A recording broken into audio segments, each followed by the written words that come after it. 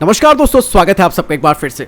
दुनिया का सबसे शक्तिशाली फाइटर जेट माना जाता है F-35 और F-35 को लेकर कुछ ऐसी बातें सामने आई है जो कि वाकई में आप सबको हैरान कर देंगी।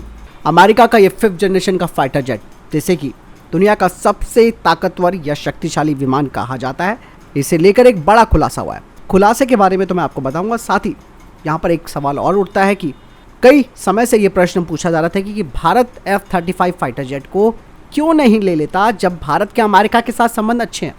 लेकिन दोस्तों, जब ये खबर आप खुद भी सुनोगे तब आपको पता चल जाएगा कि भारत ने F-35 को खरीदने के बजाय अपने एमका में यानी कि EMCA प्रोजेक्ट पर क्यों फोकस किया है।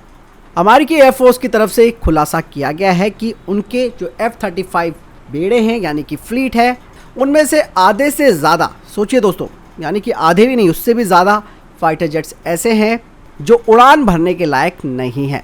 ये report US government accountability office के द्वारा उजागर की गई है, जिसमें कि ये कहा गया है कि आधे F-35 जॉइंट स्ट्राइक फाइटर्स जो कि ऑपरेशनल किए जाने हैं वो अब उड़ान नहीं भर सकते हैं। अगर उन्हें उड़ान भरने के लायक बनाना है तो इसके लिए मोटा पैसा खर्चा करना होगा, यानी कि करीबन $1.3 ट्रिलियन। और F-35 को अमेरिका ने अपने दोस्त देशों को भी बेचा है, जिसमें जापान, दक्षिण कोरिया, UK और भी कई देश हैं। और इसी तरीके की समस्या के बारे में दक्षिण कोरिया ने भी यही बात कही थी कि उनके फाइटर जेट्स उड़ान भरने में सक्षम नहीं हो पा रहे हैं और उनकी जो ऑपरेशनल अवेलेबिलिटी है वो 40% से भी कम है। और 2023 से दोस्तों ये बात सामने आ गई थी कि केवल 55% ही F-35 फाइटर जेट्स किसी भी मिशन के लिए उपलब्ध हैं। लेकिन बाद में पता चला कि 55% भी बहुत ज़्यादा है, ये तो और भी ज़्यादा नीचे आ चुके हैं, क्योंकि दोस्तों इसके लिए बाकायदा अमेरिका की तरफ से इन्हें रिपेयर करने के लिए डिपो मेंटेनेंस एक्टिविटी की स्थापना की गई थी, जो कि अपने टाइम से पीछे रही, जिसकी वजह से इनकी मेंटेनेंस कॉस्ट बढ़ती रही और करीबन 10,000 से अधिक कंपोनेंट्स या आप समझिए कि पार्ट्स ऐसे हैं जिनका ओवरहॉल किया जाना है। और यही नहीं, इसके अलावा ट्रेनिंग की कमी और टेक्निकल डेटा की वजह से भी इनकी मेंटेनेंस काफ़ी प्रभावित हुई है।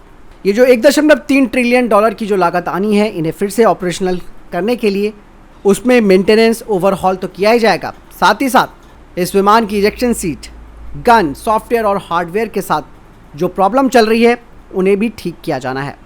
US गवर्नमेंट अकाउंटेबिलिटी ऑफिस की तरफ से ये जो खबर आई है उसमें ये भी कहा गया है कि अमेरिकी रक्षा विभाग 2,500 F-35 पर $1.5 ट्रिलियन खर्च करेगा, जिसमें से अधिकांश पैसा इन विमानों के रखरखाव, मरम्मत और ऑपरेशन के लिए खर्च किया जाएगा।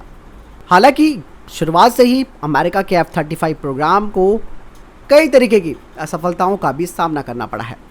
ऐसे में बात साफ हो जाती है कि F-35 जैसा महंगा फाइटर जेट, नो डाउट ये बहुत बेहतर फाइटर जेट माना जाता है, लेकिन खुद अमेरिका जो कि इन्हें बनाता है वो खुद प्रॉब्लम में है, तो कैसे हम उम्मीद कर सकते हैं कि इन फाइटर जेट्स को अगर हम खरीद भी लेते तो उनमें ये दिक्कतें नहीं आती।